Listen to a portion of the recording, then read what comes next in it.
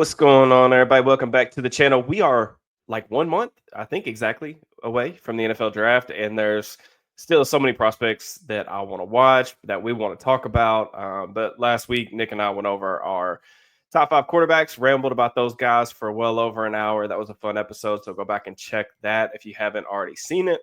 Today, we're going to do something a little bit different, a little bit more team centric, seeing as the first wave of free agency has kind of come and gone. We're going to discuss like how that process has potentially changed the Steelers draft plans and everything like that. So we're going to revisit kind of what we see as their top needs as we, get closer and closer to draft weekend, and then talk through some draft strategy stuff as well. Also, towards the end of the pod, Nick and I wanted to take a few minutes to talk about some sleepers that kind of have caught our eye in the scouting process. So excited for that. Some day 3 prospect talk for all the real sickos out there just like us. But first off, man, how you doing? I'm doing pretty good, man. I'm fresh off a wedding. I got to see one of my good long-term friends get married this past weekend, and I was extremely happy for him. So I'm feeling extremely blessed and, glad to be around so many great people, and feeling great about, just being able to share this platform and talk ball with you, man. Yeah, absolutely, man. That's awesome. Yeah, weddings are always fun. Especially I'm not a drinker, but I do enjoy going to weddings just because I feel like everybody's just always so happy and in a good mood at Yeah. weddings. You know what I'm saying? So the vibe is always pretty good. But that's pretty cool, man. Before we get started, as always, if you guys would please like the video, subscribe, drop us a comment, all that stuff. Helps the algorithm. I sincerely appreciate the support. But just to kind of recap real quick, Steelers free agency moves real quick. Big moves. The DK Metcalf trade, obviously, to send in the second round pick to Seattle. They ink him to a 5-year extension. On top of that, the biggest signing in free agency came signing Darius Slay, longtime cornerback for the Eagles, on a 1-year deal. Some of the more like minor moves they brought over, I'm going to butcher this name, Daniel Ekuale from New England, run stopper. Brandon Echols from New York. He got some playing time last season, kind of a depth guy, played mostly outside, but he's got special teams experience as well. And then Super Bowl champion Kenny Gainwell, pass catching back from Philly on a 1-year deal as well. The big question mark here, obviously, still lingering. So the Steelers don't have a starting quarterback on the roster right now, and it's almost the end of March. Mason Rudolph comes back cheap deal following a tough season with the Titans. But it seems like we're trending towards the Aaron Rodgers thing becoming like a reality after the visit he had on the South Side last week. That seems like a, not if, but more when type of deal at this point. But I just wanted to get your like overall impressions of how the Steelers operated in free agency. Are you giving this a thumbs up, a thumbs down, or are you in a wait and see mode? I'm very much like in between on a lot of their moves. Like the Darius Slay thing, he's still a good player, but he's such a weird fit. And then the DK Metcalf thing, like, is this someone who's going to play next to George Pickens this year? Because I don't think they're thinking long term with George Pickens. So it's going to be interesting to see if they end up moving him, like, before the draft, or if they end up, playing out the year together, which is going to be absolutely entertaining no matter what side of the spectrum of you're expecting it from, whether it be like their outbursts or just like their vertical playability. But I'm very much in between on a lot of it. I think they should have been a little bit more in on Sam Darnold. I think Mm-hmm. his fit would have made a lot of sense, and considering the contract he signed, which is not even like the Baker Mayfield contract with Yeah, tax. super cheap. Yeah, exactly. And you got the 1 year out with Seattle. And I was looking at like why Darnold, apparently according to Albert Breer, like the reason he didn't sign was because they weren't really giving Darnold a commitment past year 1, which I Mm-hmm. found interesting because Seattle has an out in the first year. I was about So to maybe say this, Seattle didn't either. yeah. So it feels like to me like maybe the Steelers just weren't as like aggressive like Mm-hmm. pursuing that avenue, and they were kind of more just like open to, hey, if you want to come, we'd be open to having you to be our starter this season. Yeah. So, but yeah, I'm kind of like in between on a lot of it. Rodgers is just a 1 year rental at this point, and he's carrying a lot of off-field baggage, kind of similar to like the days of like the Ben Roethlisberger podcast days where you just never know like how it's going to go over with the team and stuff like that. But Yeah. Roethlisberger was there for so long. Rodgers is a new player, and Yeah. he's kind of like rubbing some people the wrong way, like longtime veteran Cam Hayward, who is kind of like, all right, man, you either get here or you don't. Like, you don't need a Yeah. reason to be a Pittsburgh Steeler. Yeah, it's really interesting. Of course, for channel members, John Ledyard and myself from the Ends No Ball podcast, we did a podcast together. I think right when free agency began, and it kind of seemed like the Steelers could be in on Darnold. You guys, if you want, can go back and listen to it, like my thoughts on Darnold. I wrote a very lengthy piece, like 2,000 words, yesterday on Aaron Rodgers. I went back and watched all his dropbacks from the Jets last year. I mean, there's good stuff to like still on his film. I mean, I think the positive aspect of it is that his arm is still like very much there. And like he could still like you still see the flashes of like an all-time great. I do have like some concerns about like his fit within the offense, not necessarily the scheme fit, because if Rodgers does come along, like you're running his offense, like I wouldn't even really say it's going to be a blend of like Arthur Smith's offense and like what Rodgers is comfortable with. It's just Rodgers is going to play like one way. It's kind of like a lot of the stuff they had to do with Russ last year. You got to cater to the quarterback, especially like an older guy that's done things the same way for a long time. But I do think, more on that discussion, like whenever something becomes official, I'm kind of like you, where like I'm in between on a lot of their individual moves. I can kind of get behind the vision a little bit. It is kind of perplexing though. Like it's just another one of those situations where are you in, are you out, or are you just kind of hanging out in the middle? And I feel like the Steelers are kind of just hanging out in the middle, because I think a lot of people are just saying like, okay, let's just sim the season, get on to 2026, get the comp pick, whatever. But like, I don't think the Steelers are going to be bad enough to get like a top pick next year to go grab a quarterback. You can trade up, obviously. But I also like don't necessarily see a great ceiling. And I mean, the moves that they made in free agency are going to make with Rodgers, signing Darius Slay, who is still a good player. Like I was really impressed by his film. I actually still think he can play. I thought his film was better than Dante Jackson's film. It was a little bit better, I thought, than Patrick Peterson's film. We'll see how his age holds up, because I mean, at any point he could like fall off a cliff. But I do understand those moves and everything like that. But you are getting older in the process. So even if they're 1-year deals, like this is going to be one of the oldest teams in football. That's one of my biggest takeaways, is this is going to be an old roster next year.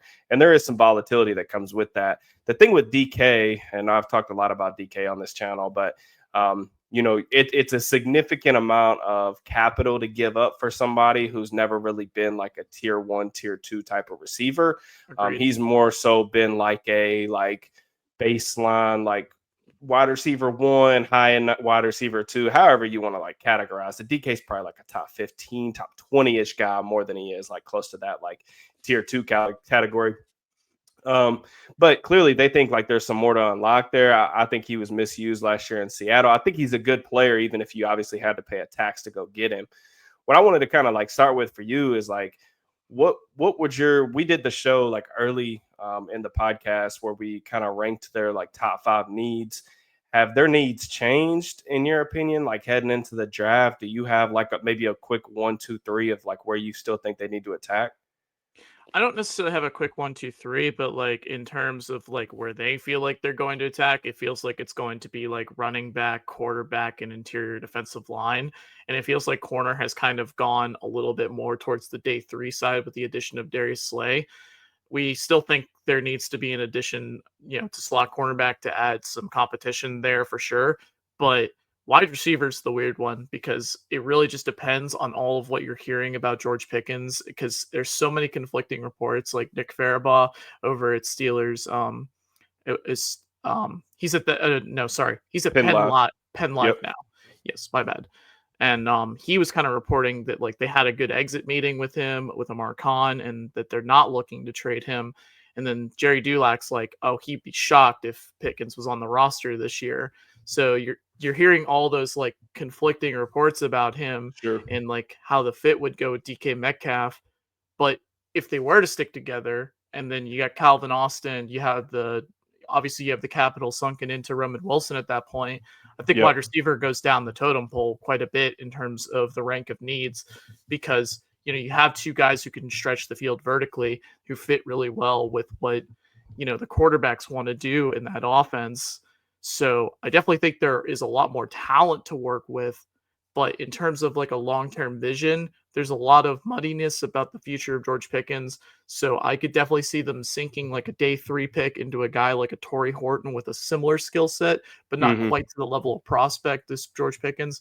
I say not quite because I was really high on George Pickens as an individual prospect, Same.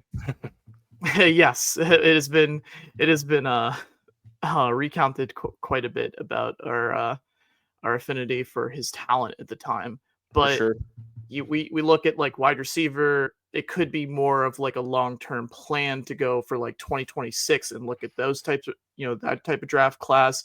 And quarterback's the interesting one because you look at it and how are they going to address it? Is it going to be the mid rounds or the early rounds? And we'll get a little bit more into that. But I really think wide receiver's gone down the totem pole and cornerback is definitely like further down the totem pole than it was. And I think they want to give Corey Trice like a fair shot to like earn a role there, but they also don't want to feel like if he gets hurt, they're screwed. So they added a guy like Mm-hmm. Darius Slay, who is a long-term veteran who can mentor him as well.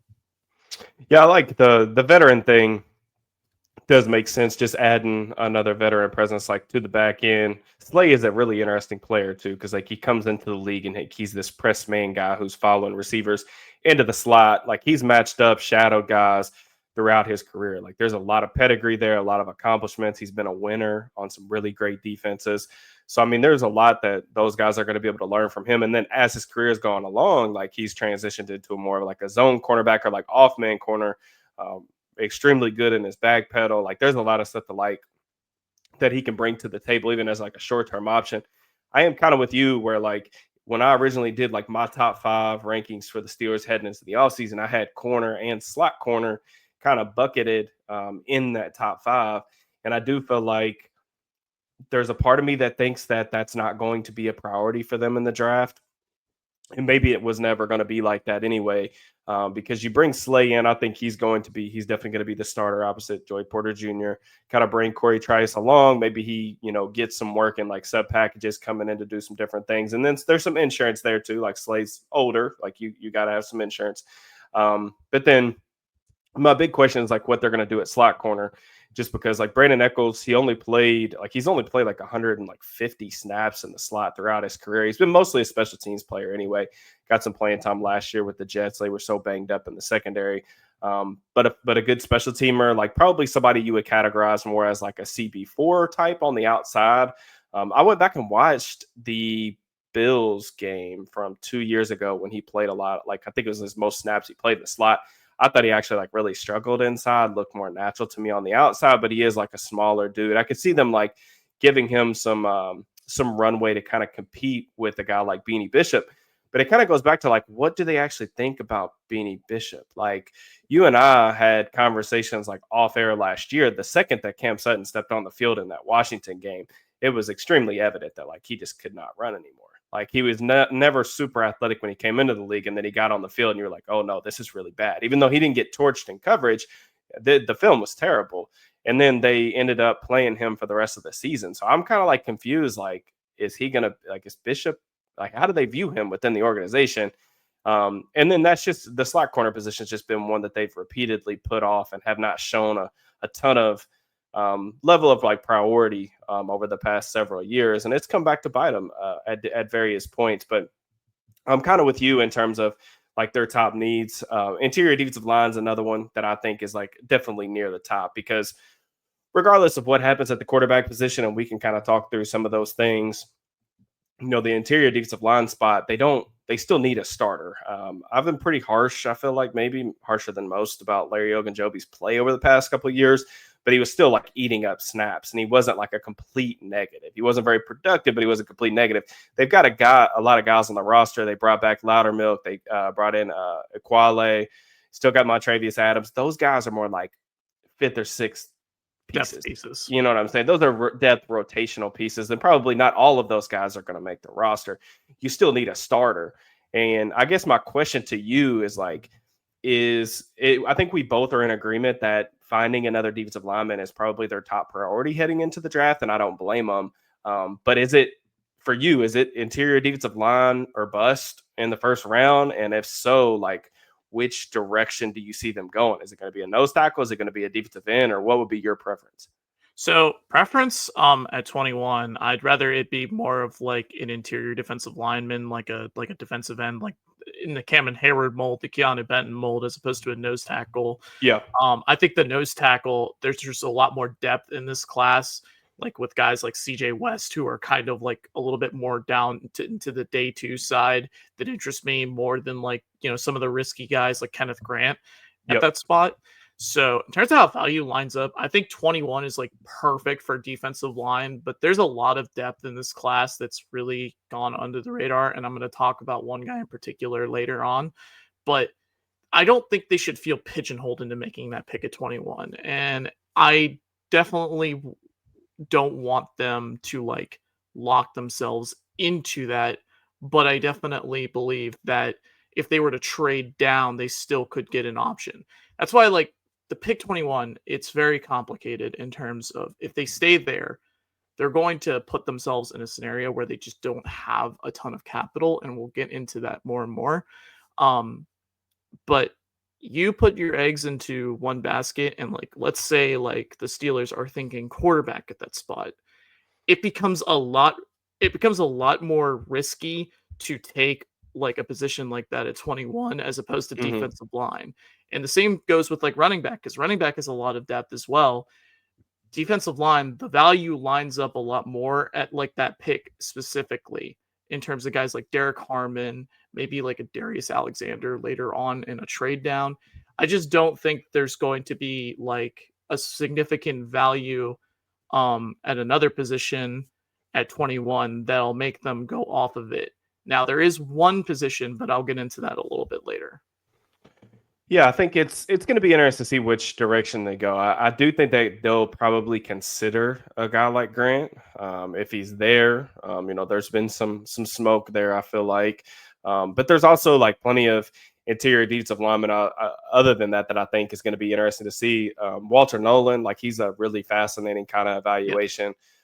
In terms of like the flashes, I think I tweeted this out like earlier in the process, but I tweeted out a couple clips, and it's like there's about 2 to 3 plays a game where Walter Nolan looks like the best football player on the field. And I think that those type of flashes get you kind of sitting up a little bit in your seat and get you really excited about like the player that he could eventually become. He took some nice steps forward. We've talked about him on this channel before.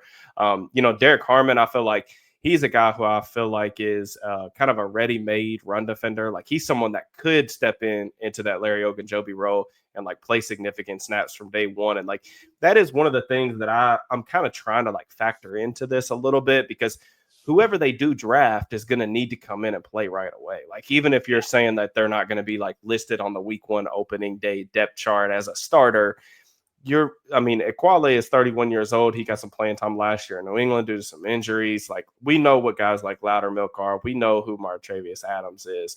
You don't want those guys taking up a lot of snaps. It's just it's not a good way to field like an elite defense, which I feel like is what they're shooting for. Yeah. But I do kind of echo what you're saying about like CJ West. I mean, there's guys, if you don't like say they want to go a different kind of direction where okay, the value doesn't line up at 21. Like we see a prospect that we can't pass up on, like, or in their case, it could be, a quarterback that they want to reach on, whatever. We'll see if that happens. But there's also guys like, Derek Harmon's teammate, Jamari Caldwell, that I really like. That could potentially be a guy that they get on day 2. I think that Caldwell can, again, another guy that can really come in, play right away. There are other guys that I'm not really sure of like how the league is going to view them from a value proposition standpoint, but like Alfred Collins, kind of same thing, doesn't really offer you a lot in terms of being a pass rusher, but I think he's the best run defender in the class. He's probably going to go somewhere on day 2. So those are different scenarios where it's like, I feel like even if you don't get one at 21, you can still come out with a starter that can play early on and you can kind of continue to develop. They just may not have the high upside like I feel like a player like Nolan has in particular, or even Grant too. I feel like kind of falls into that bucket a little bit. But I also kind of wanted to. We talked a little bit about like what could happen, different first round scenarios, but What do you think is a like outside the box scenario, maybe in round one that we're not thinking of, or maybe is not getting enough like discussion? I have two. Okay. And it has to do with an excerpt I saw from a podcast from Charles Robinson, and he was mentioning Quinshon Judkins specifically with the Steelers. And I watched a lot of Quinshon Judkins. I watched the ferocity in which he runs, the pride in which he blocks in, Hmm. just his infectious energy throughout the entire team. And I think Tomlin will eat that up, especially. And it's not a secret the Steelers want a more explosive play, juice type of back. And Judkins testing and even his play speed fits the bill. So, but for me, as someone who would want to be staying put at 21, I'd rather them trade out of the first round entirely and and get those day two picks back lost in the Hmm. DK Metcalf trade, and then take a guy like that as opposed to taking him at 21. And then I think other people have kind of pointed this out. The Steelers are working out safeties. They're doing it at their pro days, and it's they got Terrell Austin, running defensive back drills with Malachi Starks and Dan Jackson. Gerald Alexander put Nick Worry through his workout at South Carolina's pro day. We like Deshaun Elliott. But his contract is very much a short-term deal right For now, sure. and it's unsure what the long-term future is there. There could also be concerns about, whether Minka Fitzpatrick is falling off and whether or not he can get out of the slump, a little bit of the slump that he's in. Hmm. And while I like Minka Fitzpatrick, while I'm not too worried about him, the Steelers brass might not feel the same. So they might be just looking at some of these talents and thinking to themselves, all right, if we stay at 21, who best lines up value wise? A guy like Malachi Starks, who is like one of the best, defenders in this class, and he ends up falling to 21. I would definitely understand the value at that spot. And while it wouldn't be like a pick that like gets you out of your seat because you're very much looking at like at a positional value that is like not like at the top of the totem pole, it Hmm. might be a long-term play that ends up working out great for this team. So as long as the team is thinking best player available, thinking about the long-term future, as opposed to trying to be competitive now, because I do think there's a line of whether you're being competitive now and trying to set it up for the future. And I think the Steelers are trying to walk that line to very much a degree with some of their veteran additions and some of their like, what they're looking at in the draft in terms of like long-term project upsides. I definitely think that there is a line that they're going to walk, and I think they're going to entertain it with the safeties in this draft. Yeah, I mean the Eman Worry thing, that was kind of like where I was gonna go with that too, because you mentioned the Gerald Alexander thing at the pro day. It is interesting to me because my thoughts immediately went to like, okay, like where would he play? To me, Eman Worry is probably more of a slot player than an Agreed. actual safety. I mean, there are some reps of him showing that he can like adequately handle like range and things like that. But I even thought like some of his processing and stuff in like two high zones was a little bit inconsistent. I really like Eman Worry when he's coming downhill to play the ball. But I do think that for a guy that athletic, there's a ton of stuff that you can do with him. He's a guy who, like, if you listen to go like read up on him and stuff, he like has idolized Derwin James, and like James is a guy who's always played a lot in the slot, can play in the box for you and do some different things. And like I could see a similar type of player in terms of the deployment, at least. Maybe not ever the ceiling. We'll see. Derwin was a really, really good player who kind of got pushed back a little bit because of injuries, and one of my favorite draft prospects of all time. So I'm hesitant to use that as a comp. But I do think Eamon Worry does have some really valuable, traits just from athleticism. The way that he moves is just not normal. I also think like the way that he plays the ball in the air, I think there's some real upside for him to be one of those guys that can take over games or flip the game in an instant. It kind of got me thinking a little bit about like for mine was like, what happens if, and to me, I think I'm a little bit lower on this player than some, because I've seen like Daniel Jeremiah, I think has him as a top 10 prospect. I don't view him like that, but Jade Barron for Texas. I kind of wonder just because of some of the stuff with Starks and some of the stuff with Eman Wari. I'm just curious on like what the, I guess, vibe will be there if they bring him in for a visit, maybe. Barron's a guy who played outside cornerback for Texas last year, had a really productive season, had a bunch of interceptions, good ball production, gets his hands in the passing lane. I really like him, like with eyes on the quarterback. This dude really good in terms of like triggering downhill. He's a willing run defender, reliable tackler. Some of the same similarities. I was higher on Brian Branch coming out, but there are some similarities in the way that they play just from the neck up. I don't think that Barron is the athlete that he tested at. I mean, he tested outrageously at the combine. I don't necessarily see that on film. I think he's a good player, and that's kind of the scenario. And part of me could just be like wish casting. Not that I wouldn't even classify Barron or Eman Wari as like my guys in this class, but I just want a competent player in the slot for the Steelers just for once in my lifetime, I feel like, or my adult life. So I'm excited about that probability. But the Steelers are so predictable coming draft time. I feel like we always have such a good vibe on like where their like eyes are in terms of at least position. So we'll see. I don't know. I kind of wanted to put that out there for people just as kind of some conspiracy theorism. But you know, you mentioned a little bit like not having a second round pick. You don't have a lot of draft capital. What's your level of concern over only having like six draft picks right now? They got basically 2 in the top 120. They pick again at 123. So there's going to be a big drop off. But you know, what's your level of concern with that? Or you know, would that entice you to move back more from like round 1 and 21?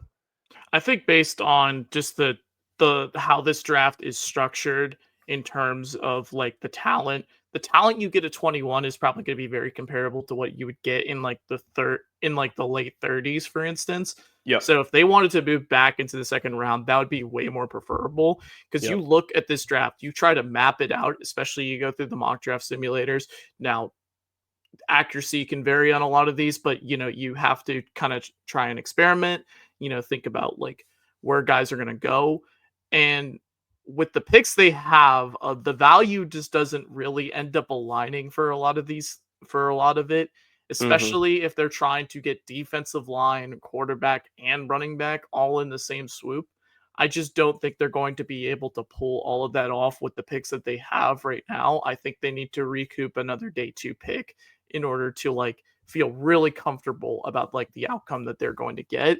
Yeah. Because I used to think of Tyler Shuck as like a day 3 prospect, and I thought, oh, getting him at that spot would have been fine.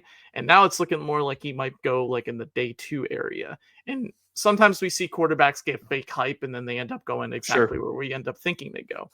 Yeah. But then you look at some of the running backs like Bishal Tootin, who we like to fit with. He tested out of the gym. Even though we knew he was going to test out of the gym, it's Yeah. still like leading to a lot of buzz in terms of like what people are expecting from him. He could be like a higher day 2 pick than we're expecting. And you look at like, you know, what the Eagles did with Saquon Barkley. There could be teams thinking like, oh, we need that explosive play back. You know, let's get like a Bishal Tootin, and you know they end up taking him a lot higher, and you know you end up losing some of that value on those explosive play backs. And I think the backs could come off a lot faster than people expect, and you have to kind of be ready for that. You have to be ready to strike when the iron is hot at that point. So I really think in terms of how their draft looks in terms of their capital right now, I would be trying to trade down from 21 by any means necessary at this point. Yeah, I mean, obviously we just talked about this a couple weeks ago because it depends. It's hard to talk about these scenarios when you don't exactly know who's still going to be on the board. I mean, there could be a prospect there that you just can't turn away from. If you have conviction on a guy, can't trade back and just like, you know, hold your breath and pray that you get your dude by trading down. But one of the scenarios I kind of threw out on Twitter was like, you know, they could say they trade back maybe with like New York if they wanted to come up and get a quarterback. So say, you know, they miss out. Shadur goes number 2 to the Browns. They still need a quarterback regardless of what happens. They come up to 21. Pittsburgh could get 34 and 65. So then you would basically, I mean, 65 is at the very top of the 3rd round. So you would be able to pick at the beginning of the second round and then have 2 really good third round picks. And like you said, the value kind of still matches up. You could probably still get, a guy like maybe Derek Harmon, or I think opinions from what I've gathered just from talking with people, Walter Nolan's stock is like really all over the place, like team to team. Like it wouldn't be a surprise for some people if he goes top 15, and then it wouldn't be a surprise for people if he just fell out of the first round in general. So I know that the Steelers are going to do their due diligence with him as a player, but I think trading back and doing something like that does make a lot of sense, just because, like you said, you have some needs, and we're not just you and I are kind of like hand waving this quarterback thing, just because like I think you and I are both tired of talking about quarterbacks, like this quarterback class, Aaron Rodgers. I just spent like my entire weekend writing up Aaron Rodgers film stuff. But the other thing is just like, eventually you're going to have to fix that. But even if, as it relates to next season, they need a running back. They got to get another guy to help Jaylen Warren, like on early downs. Like Kenneth Gainwell can probably take the third down passing work, the pass protector stuff away from him. But Warren's never been a guy that's carried 12 times or more in a game. Like really, you go back and look at his like game logs. Like that's usually the limit of what they like to give him. And then, Najee, with him leaving, Najee was an 18 to 20 carry a game back. Like you got to replace that in the aggregate at least. So getting a running back that can come in and play, it's not going to be challenging, because like there's guys even in day 3 of this draft that I think can like come in and take carries day 1. And I'm really excited about the prospect of that. I do think the value of the draft really aligns favorably with their needs in that regard. But there are some other stuff that they absolutely need. Like we already talked about the defensive line stuff. We expect them to take a swing at quarterback. I still think like depth at corner is necessary. Depth at receiver could be necessary too.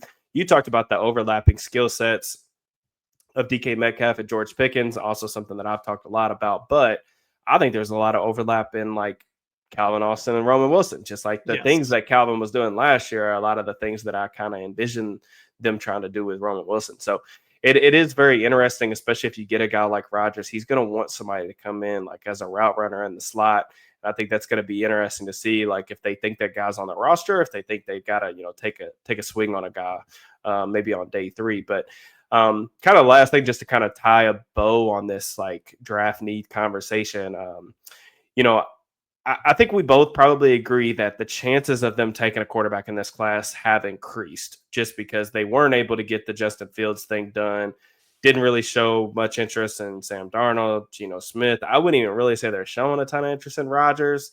It's just kind of like they're both left without a date. It's just kind of the way that things shook out.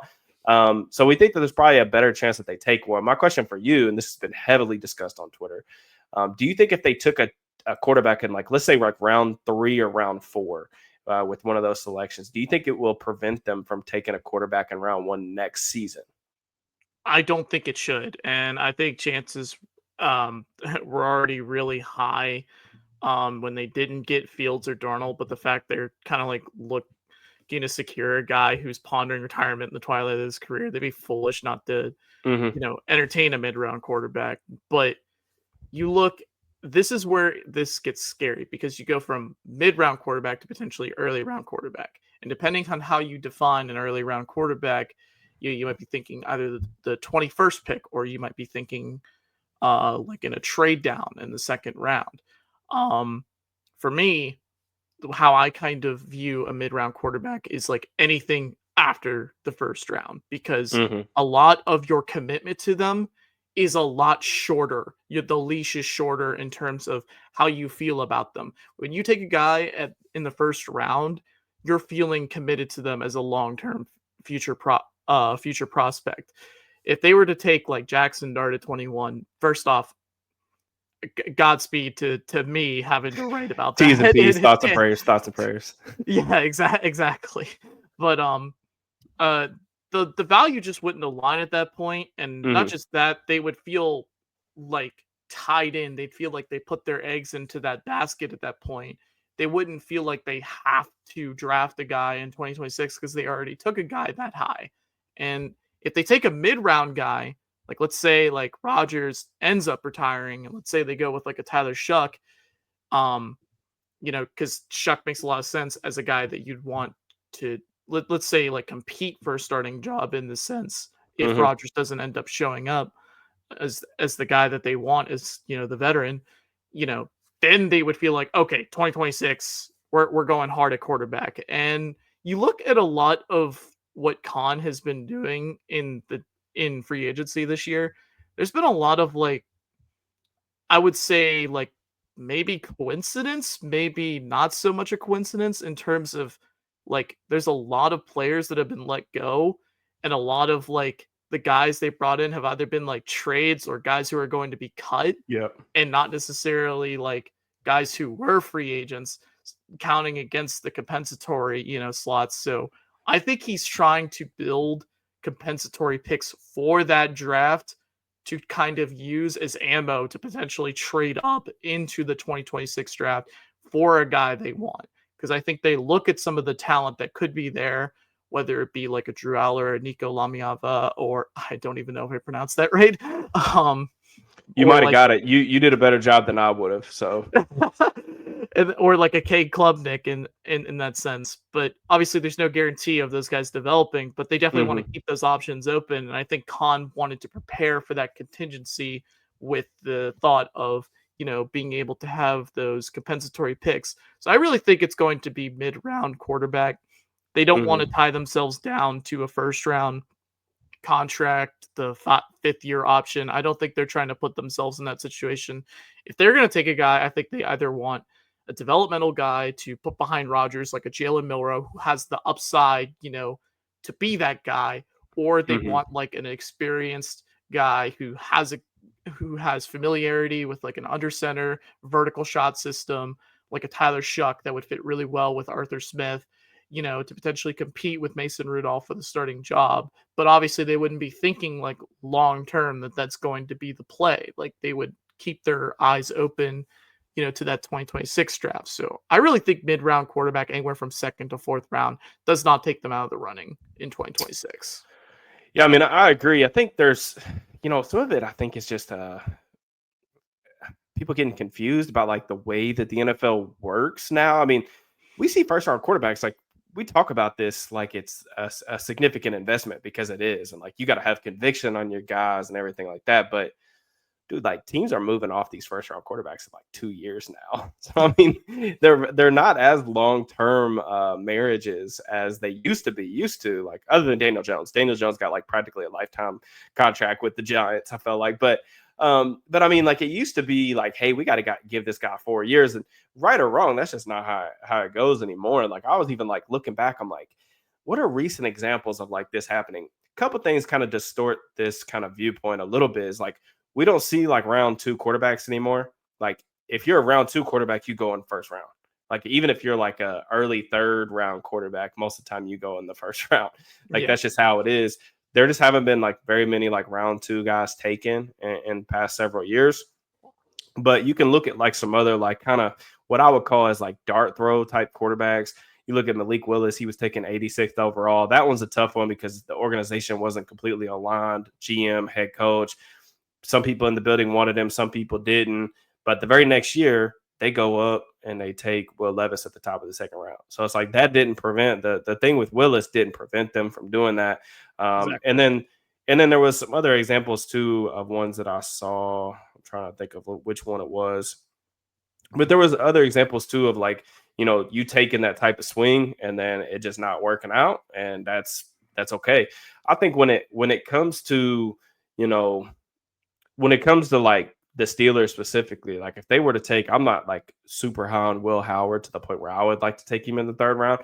But if they took him in the third round, I don't think it's like the end of the world. Cause like at the end of the day, like I do see Will Howard as like a really good backup in the league. And if that turns into like a backup, it's not the worst thing in the world. And you still get your swing to see if he like can maybe develop into more of that.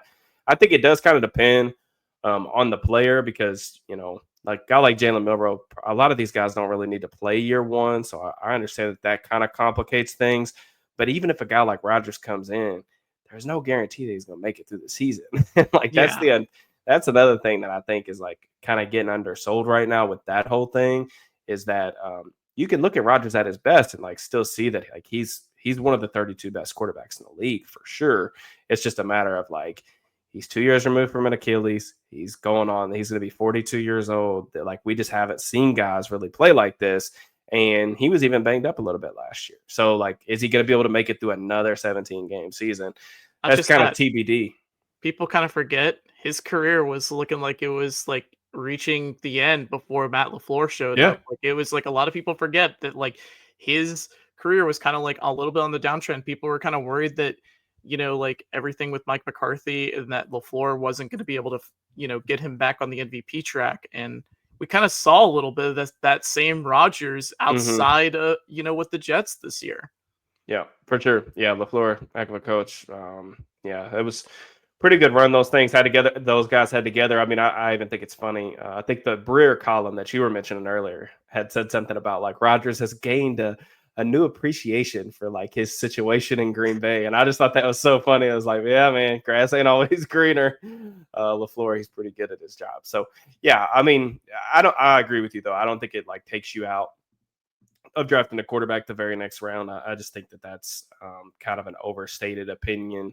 I definitely think that there's, the other one that I wanted to mention was Matt Corral. The Panthers took him in the third round, around the same situation as Willis, and then they turned around and drafted Bryce Young with the number one pick overall. I don't think the Steelers are going to have the number one pick overall, but I don't think a third round quarterback like takes them out of that running. Like it's just, until the Steelers find a solution, they're going to need to keep like take it dart throws. Exactly. Even as unlikely as it is to hit on quarterbacks in general, especially outside the first round, they got to get us. I mean, they have to figure that position out eventually. You know what I'm saying? Or else you're going to be capped out with where they're at right now, which is going to be stuck in kind of the middle ground or purgatory, as we like to call it. But yeah, let's finish. Go ahead. Real quick. Just not even just that. Like when Bill Mm-hmm. Belichick was still the head coach of the Patriots and he was like the GM, they still had Tom Brady, but they kept drafting quarterbacks each and every year, and that's because That's a really good point. Belichick always wanted to keep developmental plans open and always thought to himself that it was good to always have that backup option even if you have that guy. And I Mm-hmm. always thought that was really important. They had Matt Castle that one year in 2008, Jimmy Garoppolo a couple times.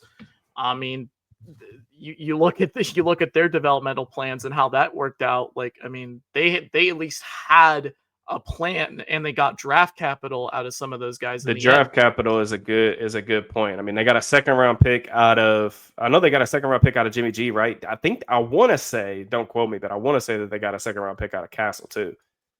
Looking this up, I know that Jacoby Brissett went first for like and then the Brissett thing too. So like that's the other thing about Howard. Like if say there's a situation where let's just say they take Milroe or Howard or somebody and they flash in the preseason. I mean, look at people are going crazy right now. Joe Milton busted some backups in the Bills game in the regular season finale, right? And like we're getting articles written about him, like he might go for a third round pick, whatever else.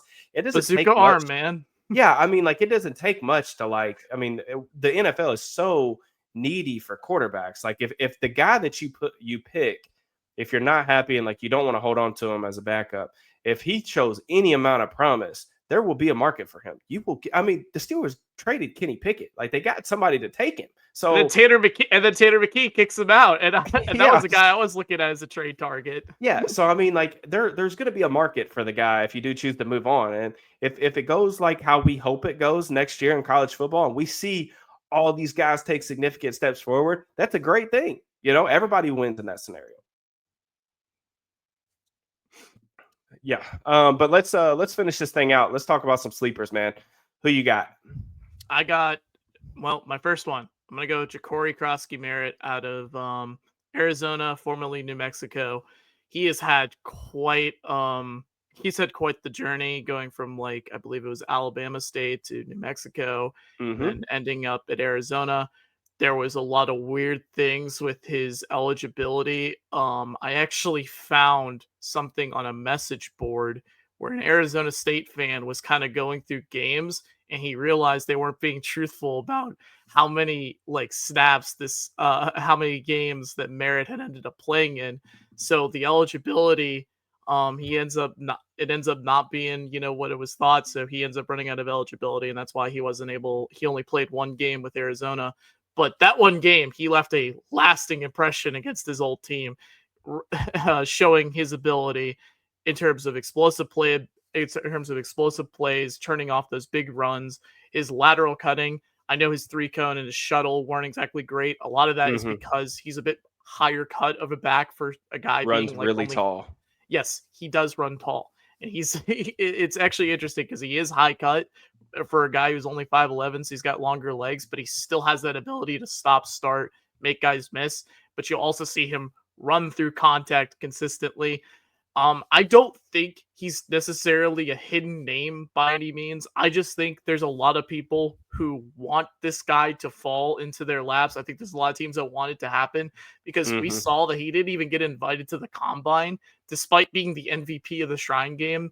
And he was great throughout all the practices. Everyone was raving about him. He goes in the game, he has 97 yards, 2 touchdowns on 11 carries.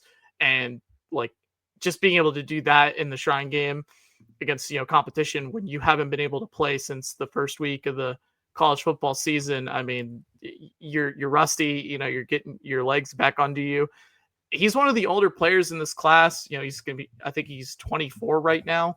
And while there's a decent bit of like age to him, I definitely think he is a guy that teams see the upside with. Like he had like a 41.5-inch vertical 4.45 40-yard dash, and you could see that burst, that explosiveness on tape, whether it's his cuts, his or how often he's able to outrun pursuit angles. The Texas A&M game, when they played New Mexico, when he was still with them, I mean, he was outstanding in that game. Just showed a lot of fight and pass protection. I thought he handled like stunts and loops surprisingly well. So you look at him as like that guy that like teams are probably like got circled. They got that star next to him on day 3. They're like, okay, we're hoping this guy's gonna fall into our lap. Maybe not. Maybe it doesn't end up happening, but I don't see him rated appropriately on a lot of sites. Like on the consensus board, he's in like the 230s or so, and I'm Oh like, God. how is that even possible? And I looked on PFF's like mock draft simulator. They have him like in the 140s, and I'm like, okay, that's a little bit better Yeah. in terms of like class. Like he's extremely fun to watch. Yeah, and there's another thing too. Like to be honest, like I had not watched him until you sent me his name, so I went back and watched just 2 games earlier today before we recorded this. Yeah, I mean, I can't imagine that this dude's not going to go until pick 230. I don't care if he was eligible or not, but you could just watch this dude run, and it's pretty evident that this dude can tote the rock. What I did like in the couple games that I watched, a good amount of outside zone experience. So I like seeing that, especially as it pertains to the Steelers, knowing like their current like draft capital right now. There's not really a ton of like wiggle room for them. They may end up having to push running back off until day 3, which honestly, like it might be okay because there's so many good running backs in this class that I think they could still get one. I really like the thing that I like just the press and puncture ability, just the being able to press his landmark and then puncture the defense on those cutbacks. And then once he gets a runway, I thought the acceleration and the long speed were both like very, very good. Honestly, I think his like long speed was probably better than what he tested at. If I had to say just what it looked like in the 2 games on film. One of the 2 guys I want to talk about was Jonas Sanker. I'm hopefully saying his name right. From Virginia. He's a safety, 6 foot, 205 pounds. Last week when I looked, he was like in the 140, 150 consensus board range, kind of like where you were looking. But day 3 on most people's boards, I feel like I like him a good bit more than that, honestly. This is a 3-year starter. Here's what I like about him. This dude is always near the ball. He just wants to get out there in between the white lines and hit somebody, man. And I have a really strong appreciation for people that just want to stick their nose in the fan. He's a reliable tackler. This dude is a striker. When he hits you, he knocks you backwards. I went back and actually watched the North Carolina game from this past season. He's like the first dude that I saw that actually jolted Amari and Hampton backwards. And that is saying something because I watched Amari and Hampton fall forward on basically every one of his runs that I saw when I did his original scouting report. This dude has some thump to him. I just think that he's going to be one of those dudes who is a tone setter for your defense. So I appreciate that about him. But the short area burst is really good in terms of like flying down to the flats, flying into the backfield.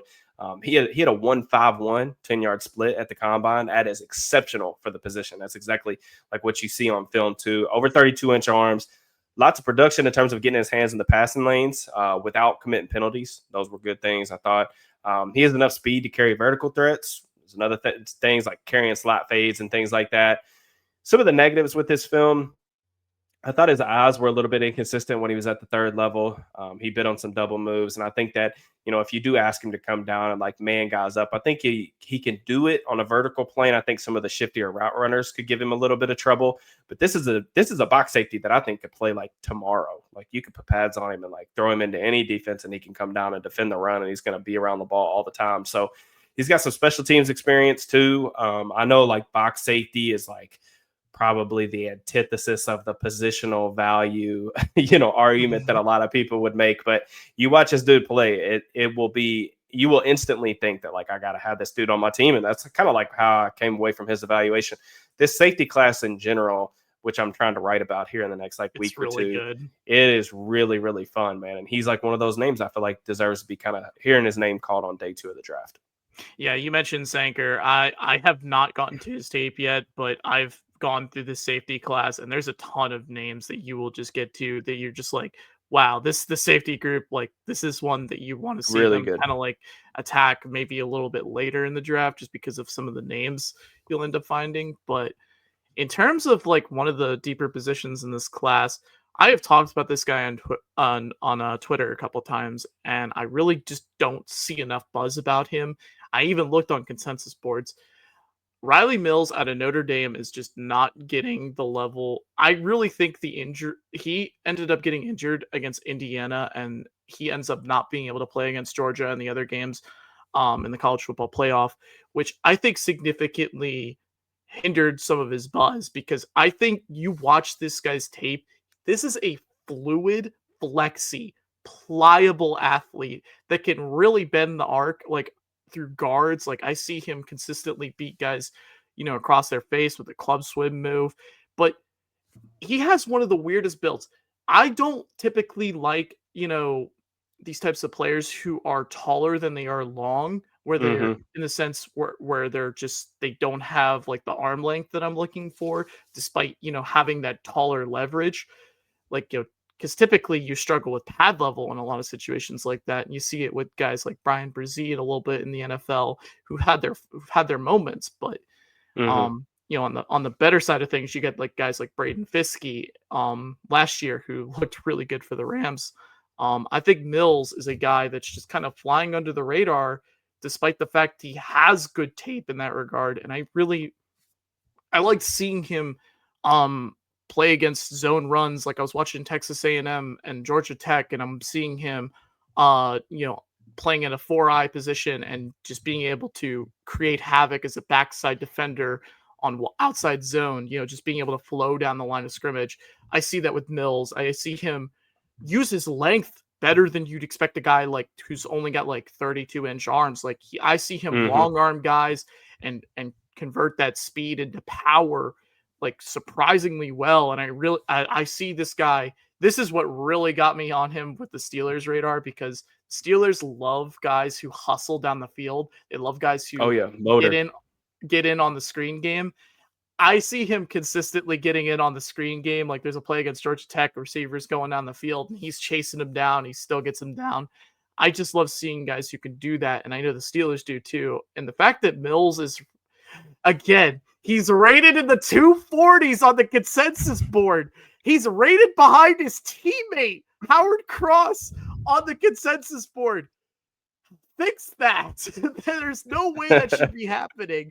But you look at like PFF's board, he's rated around the 140s as well. And I still think that's too low. I think he needs to be rated around like that day 2 area. I really think he's a guy who can either be a 1-gap shooter, but I also think he's got potential 2-gapping despite his length. I see a lot of good leverage plays, good flashes of, strength and power. I really think he's a guy who's just not getting enough love in the draft sphere as of this point. Yeah, I mean, with Mills, when you sent me his name, I'd seen him play live before. I watched a decent amount of Notre Dame, so I was pretty familiar with him. But I went back and watched like a couple of games.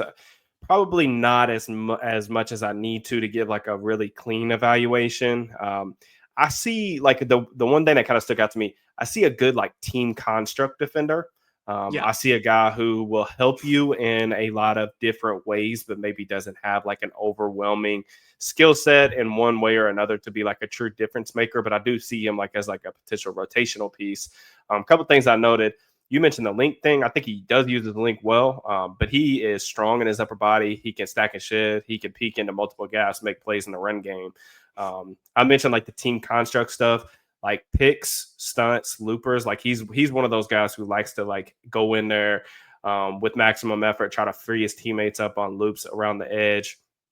As a pass rusher, I did feel like he played with a really hot motor. So some of his best reps honestly came in like the second surge phase, where it's like he's not winning clean immediately, but like he does like push the pocket enough to where like you can trust him to play on like passing downs in a rotation. I don't necessarily see like a starter. I would probably want to go back and watch some more pass rush reps. But then the other thing you already noted was just the motor. I saw him running down plays from behind. You mentioned the zone stuff. Like he does like flow really well from the backside. So there's some good stuff. I feel like with Mills, definitely somebody that is going to be drafted for sure. The last guy I want to talk about is a really unique player. I hadn't watched him. I saw him at the Senior Bowl, and I kind of jotted his name down as like somebody that I wanted to go back and watch. It is Washington State wide receiver Kyle Williams. So I'm not sure if you got a chance to watch him or not yet, but I've watched a little bit of him. yeah. I like it, man. I'm a sucker for these guys, dude. And it's sometimes it's been good, sometimes it's been bad. And the name I'll bring up as a comp is kind of going to have some people maybe shaking their heads a little bit. But Kyle Williams, he's a little over 5'10", 5'11", ish. He's around 190 pounds. Actually tested pretty well at the combine. He had a 36.5-inch vert, looking at a 4.4, I believe, in the 40. So pretty good speed there. What I like about Kyle Williams, dude is a dangerous separator, man. He is a shifty cat. Like you get him on the line of scrimmage, like he is smaller, but dude, he plays a lot on the line at true X receiver reps. Very difficult to get your hands on. Footwork, really quick, really precise, understands how to keep guys off his frame.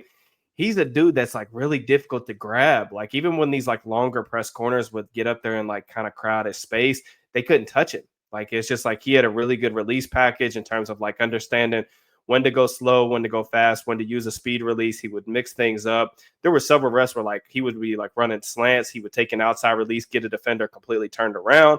He's got enough speed where he can like, take a speed release and beat somebody, stack somebody on the vertical plane and, catch a deep ball.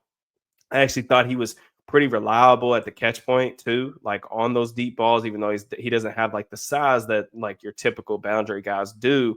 But the dude can stop on a dime too. I like the deceleration ability. Like he will take outside releases and then just kind of like drop guys off on these like comebacks or curl routes. And then after the catch, I think he's got some playmaking ability. I saw good vision. Like they threw him some screens, showed really good vision in terms of like understanding like how to maximize yards after catch.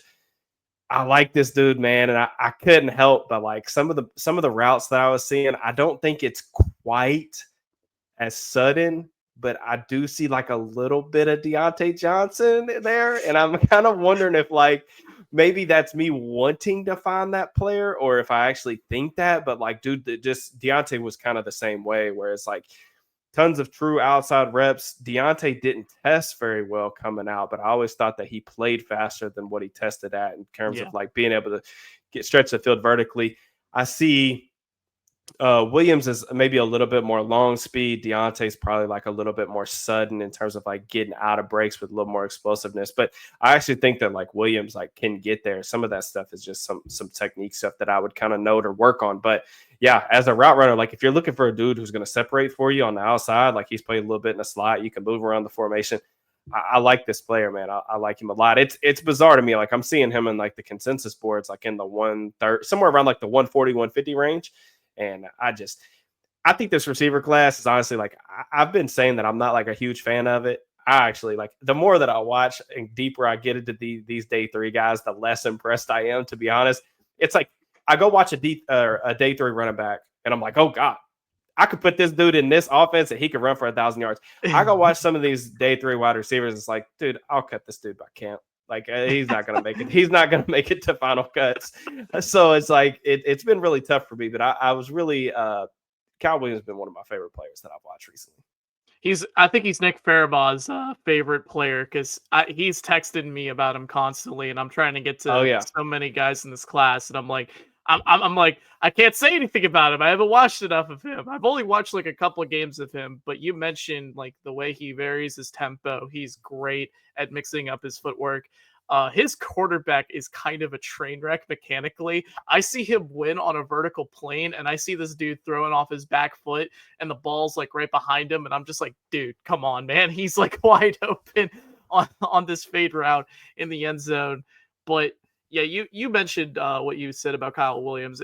He's a route running, he's a release savant. Like he knows how to get separation off the release. He's good at like being able to avoid that contact. I don't necessarily know how he handles contact right now because I've only watched a couple of games of him. Well, it is kind of difficult to judge because nobody can ever touch him. That's true. It is difficult to get a gauge on that. Like, how is he going to hold up against like the physical better athletes? Because like that's the thing is like with Williams is I don't think that he's like this exceptional athlete, and Johnson really wasn't either coming out. Like he was pretty quick, he had enough speed, but it wasn't like one of those things where he was exceptional in any regard. He just knew how to get open, knew how to run routes.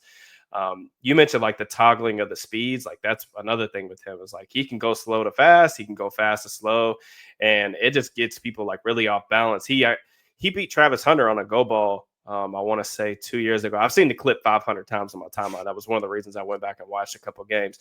But just like while we're recording this, I'm sitting here looking at my Twitter notifications. I just saw that Chris Sims has him as his number 2 wide receiver in the class. What the heck? Number 2. All right then. Sleeper no more. Yeah, maybe not a sleeper. Who's your last guy? Yeah. You mentioned though with like how he varies his pace and stuff like that. He keeps his timing routes pretty on time a lot of the time. So like he's able to like keep his like shorter routes like, you know, to a minimum, which is interesting because I go and I watch the Senior Bowl practice tape, and this dude is like one of the receivers who was actually putting on like the and one mixtape, like type of releases in terms of like wasting time off the line of scrimmage. Yeah, he was getting that separation, but he's wasting a lot of time. But then I go to the tape and I'm like, okay, he's a little bit more, you know, he's a bit more on time than the Senior Bowl would originally have you thinking. So I'm really interested to watch that. I'm interested to watch his catch technique a little bit more in depth. I have not been able to comment on that because I haven't really like noticed a ton of like tendencies with him just yet, so I want to look a little bit closer in that. But yeah, Nick Farabaugh definitely has a good player to be a fan of for sure. Yeah, there was a rep last year, and we got to close this thing out. But I just keep gushing about Kyle Williams, but there was a rep last year against I think it's New Mexico. The cornerback's playing like man coverage. He's in off coverage, but he's sitting inside. And like he stems his route inside to kind of get even with the dude, and then gives him this nasty rocker step at the top, and like completely spins this dude around, scores a touchdown on a post. And then there's another one where like I mentioned the screen stuff. They were playing like Oregon State or whatever. They throw him a screen to the boundary, and he ends up taking it like 50, 60 yards for a touchdown. So there's just like in a class that doesn't have a lot of like players that like I'm really bullish on at this position, like Kyle Williams definitely fits that bill. And so the yards after the catch thing is where you talk about the deception on those like little hitch routes, the stopping routes. He's really good at selling that initial dead leg and then like being able to make that guy miss. Like he's very quick with getting upfield. Yeah, for sure. All right, well, we gotta close this thing out. We're over an hour, but we do appreciate the continued support for the pod. We will be back very soon. I think. Speaking of receivers, I think we really need to do like the receiver rankings. So maybe if that's something people are interested in, maybe we can try to knock that out next week because I've got a lot of thoughts on this receiver class. Not a lot that are good, but a lot of thoughts nonetheless. But as always, we really appreciate you guys just on your way out. Please make sure that you like, subscribe, hit that notification bell, all that good stuff, and we will catch you guys next week. Peace and love.